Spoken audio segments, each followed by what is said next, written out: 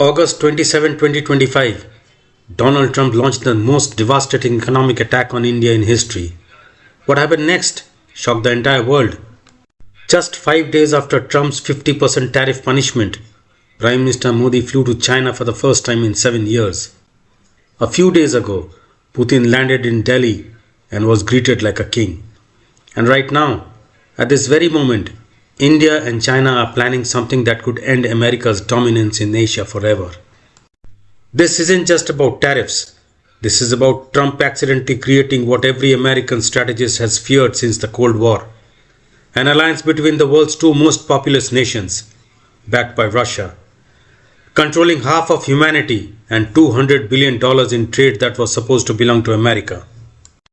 In the next 30 minutes, I am going to show you exactly how Trump's ego turned America's most important Asian partner into China's newest ally.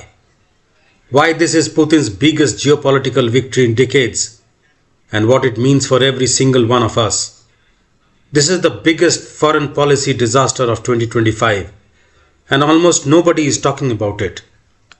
Why did Modi ignore Trump's 4 phone calls but personally greet Putin at the airport a few days ago? The answer involves $200 billion, a secret meeting in China, and the biggest mistake of Trump's presidency. America just lost India, and nobody noticed. While you were watching election news, Trump made one decision that pushed 1.4 billion people into the China's arms, gave Putin his biggest victory since Ukraine started, and might have just ended the American century. Trump wanted to punish India for buying Russian oil. Instead, he accidentally created exactly what he was trying to prevent: an India-China-Russia axis that controls half of the world's population. This is how America lost Asia in just 90 days. December 5, 2025, as Putin stepped off the plane in Delhi, every American strategist realized the same thing. Trump's tariffs had just achieved what Xi Jinping couldn't accomplish in 20 years, turning India against the West. In August 2025, President Donald Trump imposed the most punishing tariffs in modern American history on India, a crushing 50% across nearly all Indian exports, with the explicit goal of forcing New Delhi to abandon Russian oil purchases and align with Washington's strategic priorities. The result? The exact opposite of what Trump intended. Instead of capitulating, India accelerated its rapprochement with China, deepened energy ties with Russia, and signaled to the world that American coercion would no longer dictate Indian policy. By December 2025, India had achieved what seemed impossible just months earlier: a simultaneous diplomatic reset with both China and Russia, while maintaining strategic distance from an increasingly unpredictable United States. This is the story of how Trump's tariff weapon transformed from a tool of American leverage into the catalyst of Asia's most consequential geopolitical realignment in decades. One that could reshape the global order and cost America its most important strategic partnership in the Indo-Pacific. July 30, 2025, the Trump administration announces the first wave, a 25% reciprocal tariff on Indian goods, citing India's trade surplus with the United States and claiming India as the tariff king. August 6, 2025, Trump doubles down, citing national security concerns under the International Emergency Economic Powers Act. He imposes an additional 25% tariff specifically targeting India's purchase of Russian oil. Total tariff 50%, one of the highest rates in US history, matched only by Brazil. August 27, 2025, the tariffs take full effect, impacting $87 billion worth of Indian exports, including pharmaceuticals. India supplies 40% of US generic drugs, gems and jewelry, textiles and garments, shrimp and seafood, industrial chemicals, footwear and furniture. Trump's stated rationale was clear. India had become one of the world's largest buyers of Russian crude oil after the Ukraine invasion, importing nearly 40% of its oil from Russia at deeply discounted prices. The US claimed this was funding Putin's war machine and demanded India seize all Russian oil imports immediately.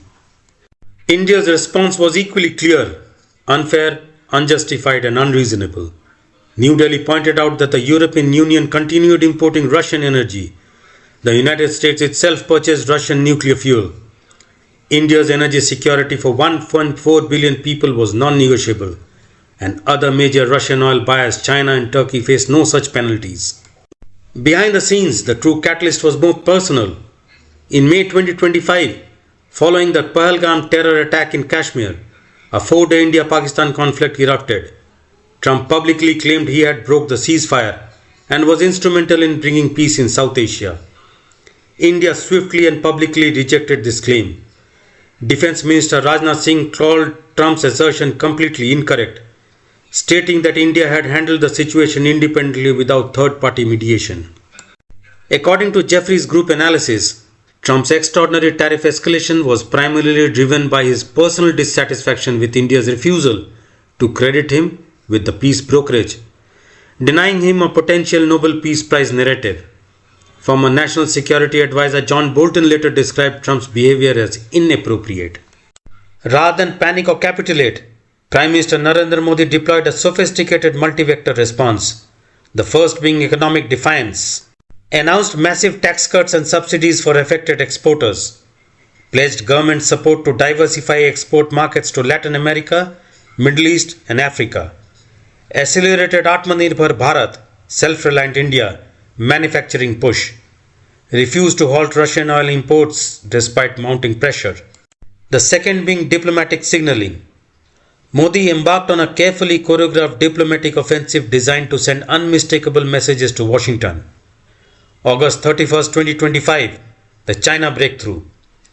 Just 5 days after Trump's tariffs took effect, Modi made his first visit to China in 7 years, attending the Shanghai Cooperation Organization SCO summit in Tianjin. The symbolism was devastating for Washington. Modi personally met Xi Jinping for bilateral talks. They pledged to view each other as partners and not rivals, agreed to resume direct flights suspended since 2020, reopened border trade passes closed for 5 years, announced plans for expert groups to resolve border disputes, and Xi praised the Dragon Elephant Tango, the India-China partnership. December 5, 2025, the Russia embrace. Putin made his first visit to India since the Ukraine invasion began, received with unprecedented warmth. Modi personally greeted Putin at the airport tarmac, rare protocol, private dinner and Modi's residence. Putin promised uninterrupted fuel supplies to India, signed Vision 2030, roadmap targeting $100 billion bilateral trade, defense cooperation agreements despite Western sanctions, and Modi described India-Russia friendship as steadfast like the pole star. The third being geopolitical chess. Modi made it clear that India's bilateral relationships were not subject to influence of any third party, a direct rebuke to American pressure tactics. The foundation for this dramatic shift was laid in October 2024, when India and China reached a historic agreement on military disengagement along the disputed Himalayan border, the line of actual control, where 20 Indian and 4 Chinese soldiers had died in brutal hand-to-hand combat in 2020. By December 2024, full disengagement was completed. By August 2025, the relationship had thawed enough for Chinese Foreign Minister Wang Yi's visit to New Delhi, first in 3 years. Resumption of tourist visas suspended since 2020. Agreement to restore direct passenger flights. China agreeing to lift export restrictions on rare earths, fertilizers and tunnel boring machines, and restart of border trade through 3 traditional passes. Even during the worst period of India-China relations, 2020 to 2024, bilateral trade continued growing. 2020, $77 billion. 2023, $118.4 billion. 2024-2025, $136 billion estimated. And 2025, India's trade deficit with China hit record $99.2 billion. Trump's tariffs fundamentally changed the calculations for both Beijing and New Delhi. For India, losing access to the $87 billion US market was catastrophic. China offered alternative export destinations. Chinese supply chains remained critical for Indian manufacturing. India needed Chinese machinery, electronics, fertilizers to maintain growth. For China, facing its own Trump tariffs, 30% baseline up to 57% total, India represented massive alternative market, 1.4 billion consumers, strategic opportunity to peel away America's key Indo-Pacific partner, and chance to weaken the Quad security partnership. Chinese ambassador to India Zhu Puyang explicitly stated Beijing would firmly stand by New Delhi against Washington's tariffs, an unprecedented diplomatic intervention.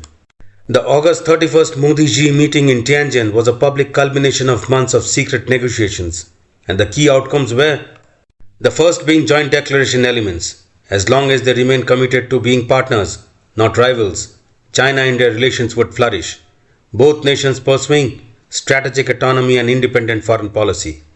Commitment to multipolar world, code for non-US dominated order, agreement that interests of 2.8 billion people tied to cooperation and border disputes should not define the overall relationship. And the second being concrete deliveries, establishment of expert working group on border delimitation, three-phase approach to resolving less contentious areas first, resumption of military-to-military hotlines, joint exercising in non-sensitive domains, and cultural exchanges including Kailash Mansarovar pilgrimage. The $200 billion figure represents the combined economic stakes across multiple dimensions, and the first being direct trade impact $136 billion, which includes current India-China bilateral trade 2025, expected to grow 15 to 20% annually if relationship normalize, and projected to reach $200 billion by 2028-2030 under cooperation scenario. The second being investment flows $25 to $30 billion. Chinese FDI in India $3.2 billion cumulative, severely restricted since 2020. Potential investment if restrictions eased $20 to $25 billion over 5 years. Indian companies establishing China operations and joint ventures in electronics, pharmaceuticals and green technology. The third being supply chain integration, $30 to $40 billion. India's dependence on Chinese components for electronics manufacturing, pharmaceutical, active pharmaceutical ingredients, APIs, solar panel components, telecommunications equipment, automotive parts. Cost of supply chain diversification away from China is massive, and cost of deepening China integration, significant savings. The fourth being lost US opportunity cost, $87 billion. Value of Indian exports now facing 50% tariffs. Estimated revenue loss, $20 to $30 billion annually. Jobs at risk in India, 2 to 3 million. And US strategic loss, inability to use India as China alternative. And the fifth being trilateral Russia factor, $68 billion. India-Russia trade 2024-25 is $68.7 billion. Heavily dominated by energy imports. US wanted India to redirect to American LNG oil. India instead doubled down on Russian energy. The strategic value remains priceless. Beyond dollars, the India-China rapprochement represents collapse of America's Indo-Pacific strategy cornerstone, weakening of the Quad security partnership, China gaining breathing room from US containment, Russia gaining critical Asian anchor outside sanctions regime, potential BRICS plus expansion becoming more viable, and Asian alternative to Western dominated institutions. The Quad is in crisis. The Quadrilateral Security Dialogue Quad, comprising the US, India, Japan and Australia, was designed as the primary counterweight to Chinese influence in the Indo-Pacific. Trump's tariffs have thrown this into chaos, resulting in India's diminished trust, public questioning of US reliability as partner, concerns about Trump's transactional foreign policy, memory of Trump siding with Pakistan over Kashmir, and awareness to US domestic politics can override strategic commitments. Japan's dilemma. Tokyo needs India as counterbalance to China, but watching India hedge towards Beijing, concerned about being caught between US demands and Asian realities. Australia's anxiety. Canberra heavily invested in US alliance, AUKUS, but major trade partner with both India and China. Worried about being isolated if Asia consolidates without Western involvement. The Pakistan factor is making matters worse. Trump has simultaneously pursued rapprochement with Pakistan. Trump Organization's crypto deal with Pakistan Crypto Council, April 2025. Increased military cooperation discussions. Pakistan as potential peacekeeping force in Gaza, and India viewing this as ultimate betrayal. Former National Security Advisor Jake Sullivan publicly criticized this as driven by Trump family business interests and causing huge strategic harm. Southeast Asia is watching. ASEAN nations seeing India's successful defiance, reconsidering their own postures towards US pressure and potential bandwagoning towards China if India-China axis consolidates. The Middle East calculations. Saudi Arabia, UAE observing India's strategic autonomy, implications for their own US relationships and energy security partnerships shifting. European concerns are EU already frustrated with Trump's tariffs, India-China rapprochement undermines Western consensus and fears to broader rest of the world versus West polarization. In 1972, Nixon and Kissinger famously opened China to split Beijing from Moscow and win the Cold War. The goal was to prevent a united communist bloc from dominating Eurasia. In 2025, Trump has achieved the opposite, pushing India, the world's largest democracy and a natural US partner, towards closer alignment with both China and Russia, the two nations America most wants to contain. From 2000 to 2016, successive US administrations invested heavily in the India-US partnership. 2005, US-India Civil Nuclear Agreement, Bush. 2015, Defense Framework Agreement, Obama. 2016, Major Defense Partner Status. Goal: build India as counterweight to China. Trump's tariffs have damaged in months what took decades to build. Despite years of effort, China and Russia struggled to draw India away from the West. 2017 Doklam standoff strained China-India ties. 2020 Galwan Valley clash killed 24 soldiers. India's membership in Quad seemed to cement Western orientation, and border disputes appeared intractable. Trump's punitive tariffs accomplished what Xi's diplomacy and Putin's energy deals couldn't, giving Modi the political justification domestically to pivot towards Beijing and Moscow. Indian public opinion now supports this shift because it's framed as defending national sovereignty against American bullying. Even if Trump reverses the tariffs, as he partially did with China in October 2025, cutting tariffs from 20% to 10%, the damage to India-US relations may be permanent. Institutional memory.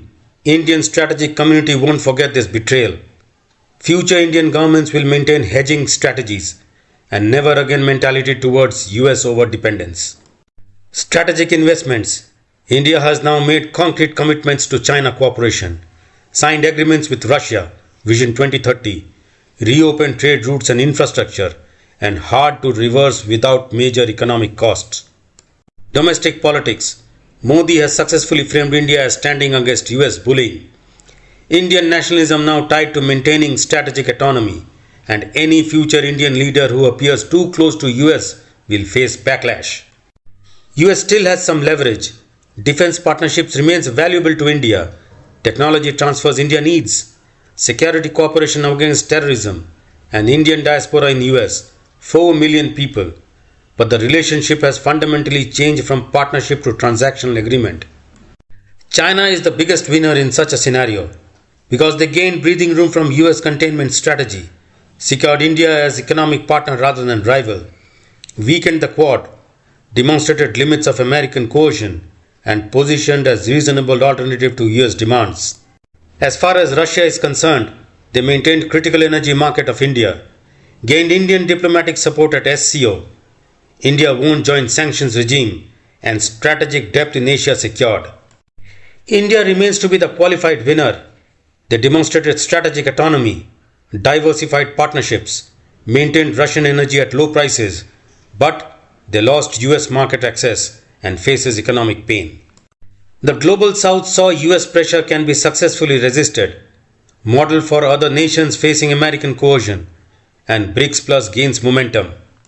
United States remains the biggest loser because they lost India as reliable strategic partner, weakened Indo-Pacific strategy, pushed adversaries together, damaged credibility as alliance partner, and trade war backfire.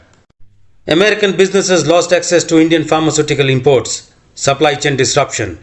They lost major markets for US exports, $42 billion, and increased cost for generic drugs in US. For the US allies, Japan, Australia, and Taiwan, Quad effectiveness diminished, less confidence in US strategic competence, and harder to maintain China containment. For Ukraine, India won't pressure Russia on war, India-Russia energy ties funding Putin, and lost potential Indian diplomatic mediation. What happens next? There are three scenarios, and scenario 1 is irreversible shift, which has a 40% probability. India permanently reorients towards China and Russia. By 2030, India-China trade hits $200 billion plus. India-Russia-China informal access consolidates. Quad becomes hollow institution. BRICS Plus becomes genuine alternative power bloc. US loses ability to balance China in Asia, and new Cold War emerges, West versus Rest. The implications will be US naval dominance in Indo-Pacific challenged. China secures both India and Russia on its flanks. Dollar dominance erodes faster, and technology blocks harden. US versus China. India joins China.